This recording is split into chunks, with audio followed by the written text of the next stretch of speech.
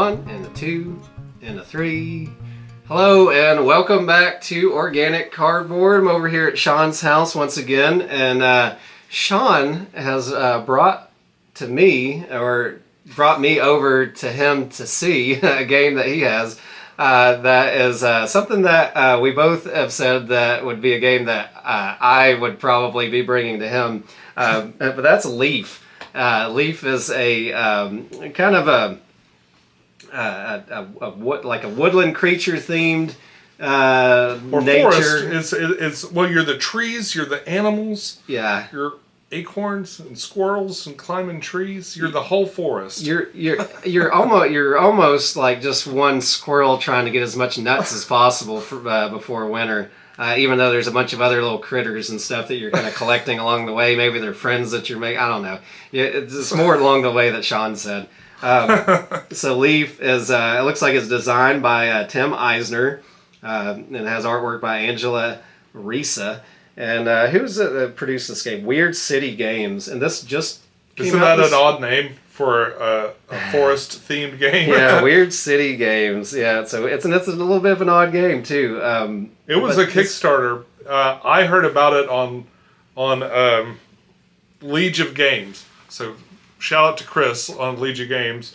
I heard about this and was like, oh, well, that looks beautiful. I bet I know a few people that would enjoy that and bought it immediately. So it was a Kickstarter, but there's two versions of it available now. Mm-hmm. This is the standard regular version, and then there's an upgraded version for about $80 or so with hardwood versions of these cardboard things. Extra deluxe. If you don't have any other board games and you think that this is the best game in the world, but or maybe it's a good game. Gift. Don't get me wrong. Yeah. Well, but maybe like a gift for your mom. Mm-hmm. It was like, oh, my mom would love this. So I'll get her the very best version of it. That is true. That's a good point. Yeah, that would actually be really nice. Not to knock the people putting out this game and putting out those deluxe versions. It's a neat little game as it is. So this game came out just recently then, or did I think so. I'd never heard of it until like a couple of weeks ago. Yeah, I'll pop it up over here and we'll see. That's when it came out right there. Oh wow! Yeah. So Leaf though, the name of the game kind of plays out the main mechanism that you're doing with this game is you're placing leaves onto this little board. You're kind of creating your little play area as you're placing these leaves out, and it's got a really neat mechanic with it. The way that they cause your actions to happen is by touching the little tips of the leaves, including the stems, to other tips and stems of the other leaves, and then you get to activate the action icons that are on those particular leaves. You'll have to have leaf cards to play the leaves. You never want to run out of leaves because you lose points if you do. So you're kind of always wanting to make sure that you got cards in your hand. You don't get to automatically draw them. You'll have to actually do that off of an action on the board.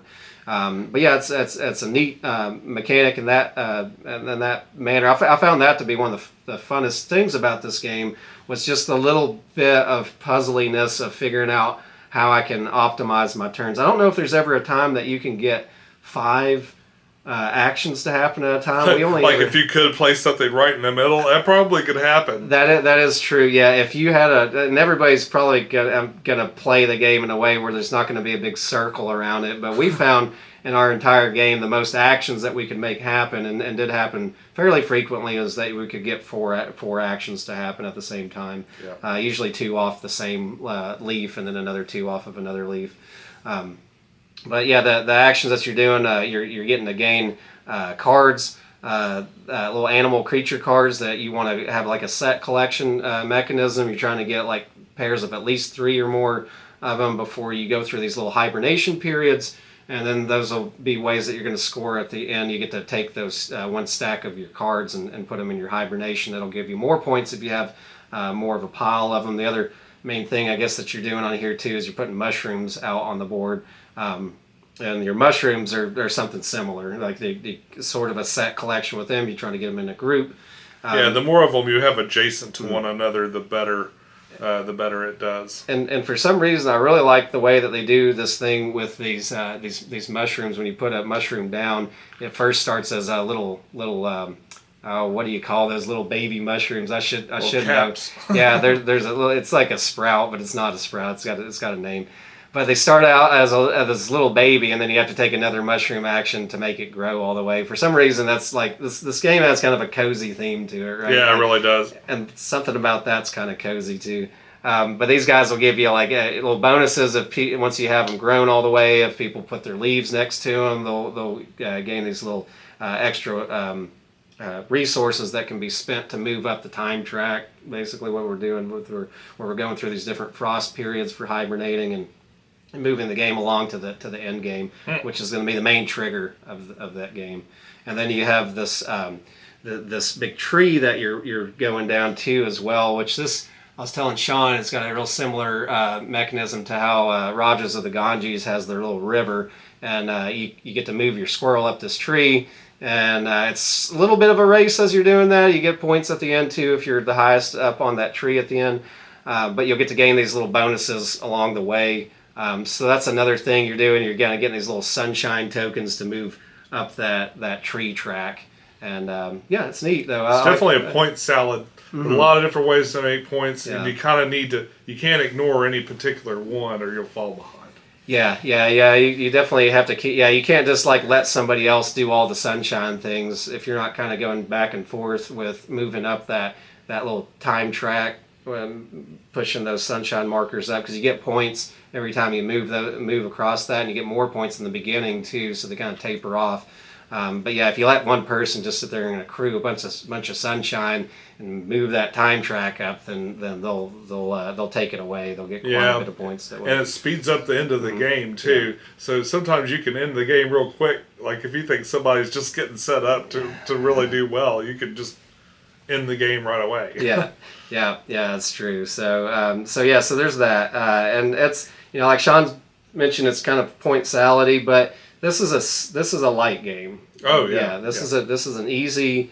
You could teach this to anybody that doesn't play board games normally.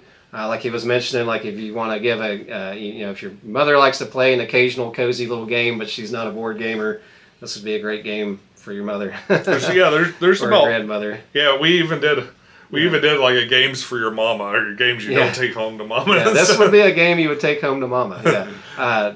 Nice theme though. I like the little cozy art theme. The art's it's pretty. Mm-hmm, yeah. It's pretty to look at. It takes up a bit of space. Like it's a little bit more than a card table or something. Yeah.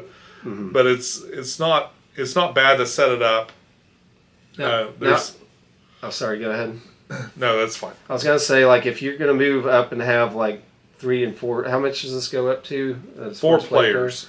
So does that extend the whole game then too? You're gonna have a bigger board and everything like that. Well, yeah. It's always the same amount of leaves. There's another set of these on the back of this card. Okay. That changes like the points layout for the sunshines. Okay. It adds a few. Yeah. So if you go 3 players, you start here, and 4 players, you start here. Yeah. So it just increases the length of the game a little bit too. But one of the other end games too is that we're just emptying out these piles. We're going to have these little like piles of leaves. Most of these are already off from the game that we just played. But those will, if they empty, which they did empty 3 by the end, even though we'd already triggered the end game, but that would be another end game trigger. So possibly that would happen before this little time track does. Oh, it's really possible. Game. Yeah. In fact, I've gotten to the point where the leaves were like that just on a 2-player game. Mm-hmm. If nobody's really trying to move the sun forward, sometimes it'll come up just the way the cards are dealt, to where one particular, like this time the mushrooms didn't come out till late. Mm-hmm. Like this was the first mushroom card, and we were we played a lot of leaves before anyone that had mushrooms on it came out. Yeah. So that's why there's so few mushrooms on here. I've played other games where there's just like Mushroom tons City, of mushrooms, all over the place. Have you only played this at 2 players so far? I played it at 2. No, I played it at 2 and 3 player. Okay. Yeah. And 3. I didn't feel like 3 player was much better than 2. Like it's a great kind of dueling game, like we just did, really fast. Mm-hmm. Especially now that you know it, you and I could play through this in 20, 30 minutes. Oh yeah. It didn't increase a whole lot with another person because there's such a small amount of decisions to make. Mm-hmm. You play one of your cards. You can pick one leaf and just put it down, and then it's just a matter. And it's kind of like usually you need something enough to where you're not in an endless turmoil going this on this spot or that spot. The main thing would be not to put down your leaf on an opponent's spot that has a mushroom on there, because they'll get sunshine as a benefit. Yeah. And that sunshine currency is worth a lot of points, especially at first. Yeah. So if somebody piles on that sunshine stuff and they start moving that time track down, the other thing that they can do is they can move that frost over before you've got 3 or more. So you can always put down, every time the frost goes, you have to put down one of your sets of animals to get points. And they're the only ones that give you any points. You can put down the same animal later. Like if you only got one of them and had to put it down, but then later on you found 4 more squirrels or whatever, you could collect them up and put them down later and have a set of 5 squirrels or something like that. But really the most optimal, it seems like, for points at the end of the game is 3. So sets of 3 of these different animals, sets of 3 of these mushrooms. After that, the points kind of taper off, less optimized. Right. Yeah. Yeah. And I could see, you only get 3 hibernations in the game, so ideally you want to have 3 separate sets of animals. You might find a situation, because this board will kind of populate out with these animal cards that you're going to get to select from, and you might find a situation though where it's it might be more worth it to you to just start on another animal set instead of trying to fully complete one, because once you get up to 3, you get 8 points, but every additional one after that's only an additional 1 point. So it tries to push you to go into that variety, so that you're not just focusing hardcore on one particular animal type. Yeah. So yeah, that's neat. It kind of pushes you around, tries to make you do a little bit, like Sean said, all the different little things that you can do on the game. I don't really know if there's one track to go on with it. There's not really, even though this is kind of point salady, there's no this is the strategy to go with from the very beginning. Yeah, I don't know if I've played it enough to know there's no secret strategy where you always win. Only going mushrooms, whole game mushrooms, maybe, I don't know. I think what keeps that from happening is the randomness of what cards you're dealt and stuff. And maybe you get a whole bunch that match and you get to put a bunch of mushrooms out or something like that. And we mentioned too, we were talking about, these leaves didn't come out in a way that was optimal for mushrooms. Literally the next 3 leaves that are on the board that would be coming out were mushroom cards. So those not only came out late, but they also were kind of stacked towards the back of these different leaf token cards or whatever you call them. Well, and this is random too, because these leaves here, you put them in a different order. Yeah. And then on the back, some of the leaves, I'm trying to remember where we started. I think it was this one. So some of the leaves will have this little icon. That's the one on top. So the only ones that are predetermined are the ones on the very top of the stack. And then so you got a random set of different, and they're not the same actions. All of these leaves have a little logo right here on them that says what to do, and they're not the same all the way down. Here's 3 different ones, so they'll change. So you can have times where all the mushrooms, this game, all the mushrooms are on the bottom of the stacks, just about, except for one. And I guess that's why they have the one that always is on top. So you have that. They force a little variety in the beginning. Yeah, that's nice. That's a good way to do it, I think. But that's neat, And again, it's fun to just it's always just for some. There's a little bit of excitement when you're going, well, how am I going to put this leaf and touch as many spots as I can? I found that pretty entertaining to just try to puzzle out and figure out where I can make these leaves do their thing. I gotta say, at a game at a price point of less than 30 something, less than $35 probably. Yeah. Most places, this is fantastic. Yeah. That's a great price for a really neat game. It's not super typical, but not so out there that it's hard to explain to people. Right. Yeah. It's quirky, but very understandable, and it's just excellent to have these little light games in your back pocket or the back of your bag. You can't fit this in your pocket. But it's great to have some. This would be what I'd call it, I guess, a filler. It's super quick. You can play this in a half hour. Yep. And it's a great like palate cleanser for some. You play a heavy game and you want to just chill your mind out for a minute. This is very relaxing. I didn't feel like anything we were doing was like, oh God, like, oh, I can't.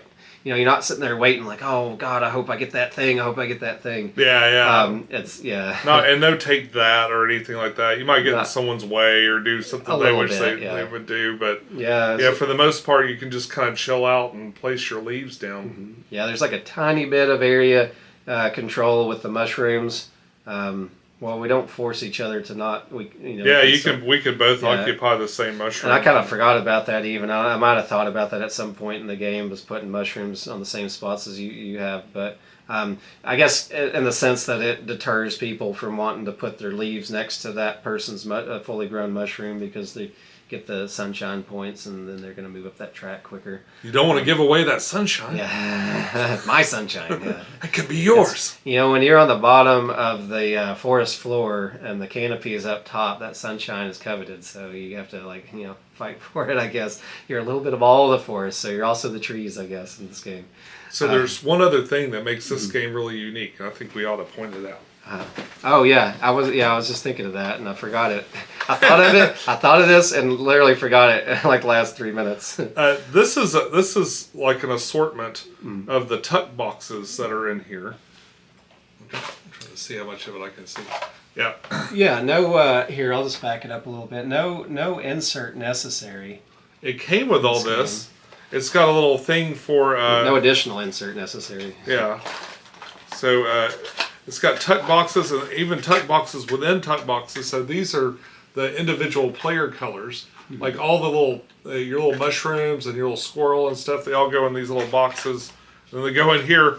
It's out of another box. It's a box in a box. Yeah, that's really nice. And it's got a box that holds all the leaves. They got this little box you can pull out for all the acorns and stuff that you keep for points. Mm-hmm. And then another box for the cards. And it all fits together so nicely right here. And then the other stuff goes in. There's no lid lift at all. It's just very well thought out for something like this. Yeah, it makes you wonder, why don't more games do tuck boxes? It seems like a really simple thing to put together. It's really unusual at this price point not to just get like the little cardboard dividers and absolutely, stuff. Yeah. And maybe some baggies or something like that. Yeah, it'd be so handy to just have some little light cardboard tuck boxes like this. That's a really, really nice touch for the game. I think that was an excellent decision to make this game feel like a little premium, even at that cheap, unpremium price, and also the not the $80 super deluxe version, but well thought out, good idea doing that. So that just makes the game a little more enjoyable. So I think that's the kind of the positive thing that comes out of crowdfunding too. Yeah, because they could go a little extra. You're paid. They paid you for it, so that's true. You can do it. Yeah. So when your sales are guaranteed, you can plan for stuff like that. Yeah, but I think I about covers it. I would definitely recommend this game if you're thinking about getting it. As far as I like to rate games and stuff too. And so like if I was gonna rate it, I'd put it at like a good solid. I think I'd give it a good solid 7. For me. It means that it's a game that I'm going to enjoy and be happy to get out anytime. It's not one of those games I'm going, hey, I want to play this over and over and over and over again. But I'll be super happy to pull it out anytime somebody wanted to play it. And I'll probably always enjoy that time, and it's quick and it's over, and then you go to the next game. Yeah, I feel like you'll see a particular person and think, oh, you're a Leaf person. Yeah. Let's play. It's like, oh, do you play games? Well, not really. I don't play a lot of games and stuff. But boy, that looks pretty. Let's put it down. It won't take but 30 minutes of your time. And that accessibility too for people that don't play games very much, could even move that. I could even give it a higher score just for that, because it means it's going to be easier to introduce to people, or to get other people to play something that's going to kind of include everybody. If you've got people that are heavy gamers, and you got people though that are like not so heavy, or they don't play board games. It's an excellent choice for that. So Yeah, you did a great job. Let's face it, most of the people in our lives are not as into this as we are. Yeah, unfortunately, we're trying our best, Yeah. and as evangelistic as we get, trying to draw people in and stuff. Sometimes you need some games that just don't make people's brains explode. Yeah, and this is definitely one of those. So. Yeah. Good job, Weird City Games, and Mr. Tim Eisner. Tim Eisner. That sounds like a news broadcaster name, or like a football player. Yeah, I'm picturing like Tom or what's the Is that Brokaw? Brokaw. Yeah, it just sounds like. And here are the 9 o'clock news with Tim Eisner. Tim Eisner. It's a strong name. Tim Eisner's coming up on the 40. Yeah, he's that way. Yeah. All right. Well, I think that's about all we've got to say for Leaf today. Really enjoyed playing it. It was a lot of fun. If you enjoyed this kind of content, a couple of those free clicks on the screen really help support out channels like mine and like Sean's. And so we really just appreciate it so much when you do. As always, do what is right for you. And until next time, I hope you all are having a wonderful rest of your evening. We'll see you on the next video. Take care. Have a great day. Bye-bye. Bye.